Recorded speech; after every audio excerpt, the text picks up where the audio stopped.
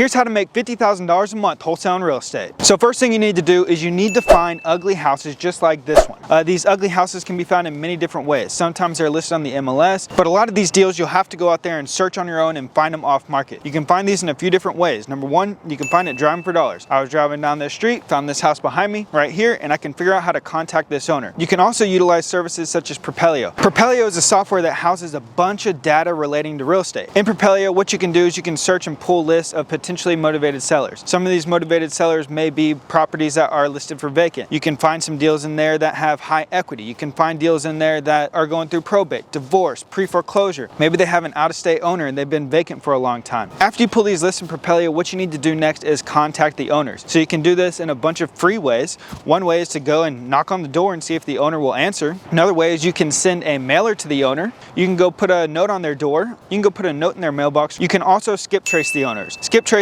means that you're going to find out their phone number, their email address, potential relatives' phone numbers. You can call them, contact them, see if they would potentially be interested in selling you this house. But finding the motivation and finding a house that'll be good to wholesale is key. After you find a list of motivated sellers, when you contact them, the one thing you're looking for is motivation. So you need to get on the phone with them and you need to ask them certain questions. First, you need to see if they'd be interested in selling. You need to understand why they would want to sell. Does this person need to move out of state? Is this property cost them a lot of property taxes, sitting vacant? Does it require too much work? Do they need the money from this house to go do something else? You need to understand why they want to sell and what their motivation is. Next thing you need to do, once you know the motivation, you've found someone who wants to sell, is you need to learn a little bit more about the property and you need to set an appointment. So when you set this appointment, you want to go there. It's a good opportunity for you to meet the seller, build some rapport with them, learn more about the property, take pictures of the property, and all this information is going to be useful later when you're going to market the property to find potential buyers. So now that you understand motivation, you know why they want to sell, you've learned more information about the property, you've started to get an idea of maybe what they want to sell for, and you've set an appointment at the property. Now you're going to go to the appointment,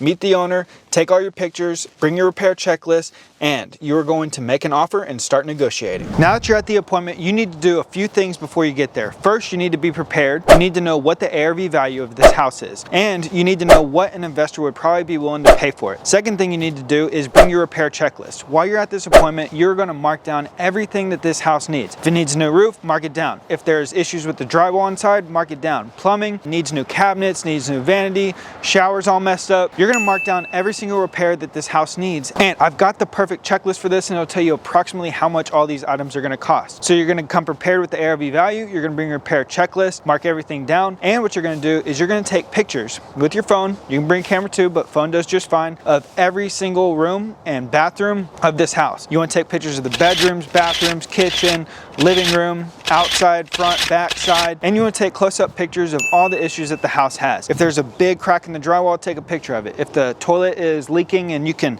see water damage everywhere, take a picture of it. If there's holes in the roof and there's water damage from that, take a picture of it. You're going to use these later when you're sending these out to contractors to potentially get bids and or showing these to investors who are going to buy this property from you. Last thing you're going to do is you're going to build a good relationship with the seller. You want this person to like you. You want them to want to do business with you. You want to have a good relationship with them. So use this opportunity as a time to build a great relationship with the seller. That way, when it comes time to negotiate here in 1 second, they're going to like you and want to get a deal done. Now that you've left the appointment, you know what the rehab is going to cost. You've seen the property. You've taken a lot of pictures. You've built some rapport with the seller. Now you need to negotiate. First thing with negotiations is always ask the seller what they want to sell for. Always get a number from them first. Then, if that number they throw out works, then great. If not, then you need to negotiate just a little bit. And the way that you're going to negotiate and make an offer on this property is with a very simple formula. You're going to take 70% of the ARV minus repairs minus your wholesale fee. You want to give this property to an investor at a good enough price to where they can still make money on it. I'm going to make them an offer he can't refuse.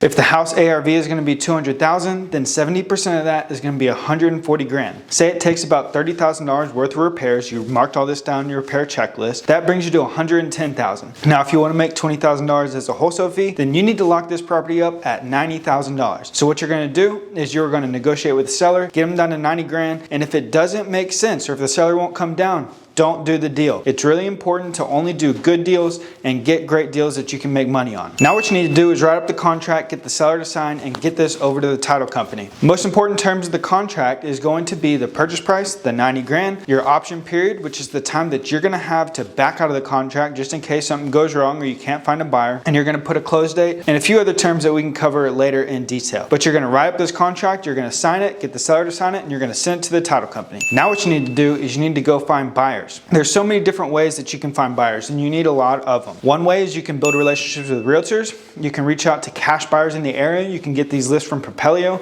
You can network with other investors that you find via Facebook groups, and you want to send this deal out with the pictures, the price including your wholesale fee of $110,000, and you're gonna get one of these investors to buy this house. That way they can flip it and make money on it. So you need to send them an assignment contract. In this assignment contract, it's gonna state their close date, their non-refundable earnest money, and their purchase price of $110,000. Now remember, you have it at $90,000 with the seller, but with the end buyer, you've got it at $110,000. And that's gonna leave you with your $20,000 wholesale fee. After you got seller under contract and buyer under contract, you're gonna turn all this into the title company, and you need to stay in communication with buyer, seller, and the title company to ensure that this goes from point A to point Z at closing, where you get paid your $20,000 wholesale fee. Now what you're gonna do is you're gonna repeat this process over and over and over again, and you'll make hundreds of thousands, even millions of dollars wholesaling deals. Hey fellas, look what I found in my pocket. Look, a year's salary right here. We have a course that covers exactly how to do this. It goes through point A through point Z. You get the repair checklist, you get the contracts. We tell you how to find the sellers. We tell you how to pull the list, how to skip trace them, how to contact them, how to negotiate in detail, how to find buyers, build that list, get them under contract, and make endless amounts of money wholesaling deals. The link to the course is right here in the description. If you need help at all, reach out to us, but we want to see you succeed.